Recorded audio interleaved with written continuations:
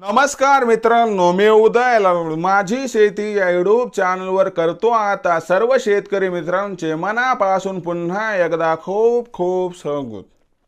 शेतकरी मित्रांनो, thumbnail पाहितलं, title वाचलं हो मित्रांनो, सामान्य कास्तकार बांधवांसाठी सध्याच्या कंडिशनची सगळ्यात महत्वाची अपडेट की आता कर्नाटक सरकारने तूर उत्पादक कास्तकार बांधवांसाठी घेतला एक ऐतिहासिक महानिर्णय.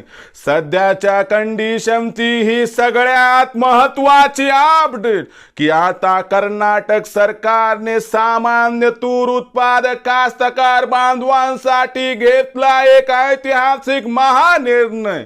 मग कर्नाटक सरकारने तूर उत्पादक कास्तकार बांधवांसाठी घेतलेला ऐतिहासिक महानिर्णय कोणता, याचा सामान्य तूर उत्पादक कास्तकार बांधवांना कशा पद्धतीनं होऊ शकतो फायदा, या सर्वात महत्वाच्या प्रश्नाचं जर आपल्या सर्वांना जाणून घ्यायचं असेल या ठिकाणी अचूक उत्तर, तर कृपया आपण सर्वांनी व्हिडिओ सुरुवातीपासून आता या ठिकाणी शेवटपर्यंत पाहावा.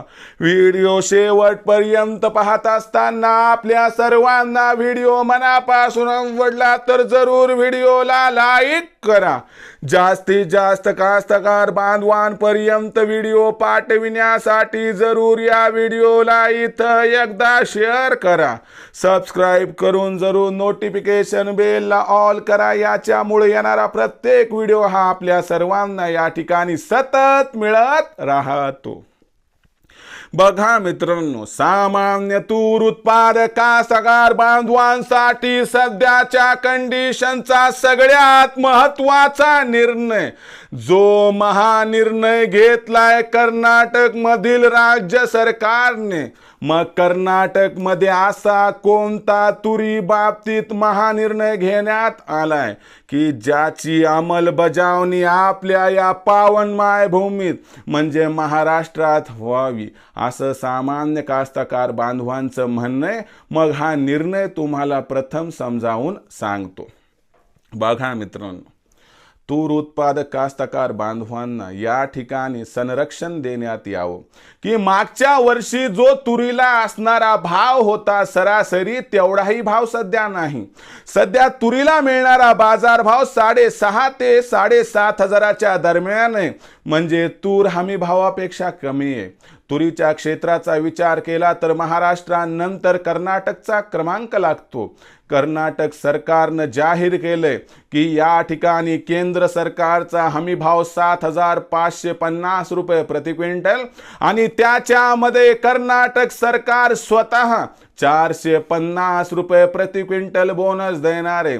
म्हणजे जर एकंदर दोघांची गोळाबेरीज केली तर 8,000 प्रति क्विंटल या दरानं कर्नाटक सरकार 3,18,000 टन तुरीची खरेदी करणार आहे. मग कर्नाटक सरकार जर हे करू शकत असेल तर आपल्या महाराष्ट्र राज्य सरकारनं सुद्धा हे करायला पाहिजे, कारण महाराष्ट्र पुरोगामी राज्य आहे, कारण महाराष्ट्रात सर्वात जास्त तुरीचं उत्पादन होतंय. म्हणून या ठिकाणी राज्य सरकारला मी सुद्धा विनवणी करतोय तूर उत्पादक कास्तकार बांधवांकडून की आपणही कमीत कमी 8,000 रुपये प्रति क्विंटल हा हमी भाव सामान्य कास्तकार बांधवांना द्यावा, ज्याच्यामुळं कंबरड मोडलेला तूर उत्पादक कास्तकार बांधव कसा तरी अडचणीतून उभा राहू शकेल. आपल्याला काय वाटते कमेंट सेक्शन मध्ये लिहून कळवा.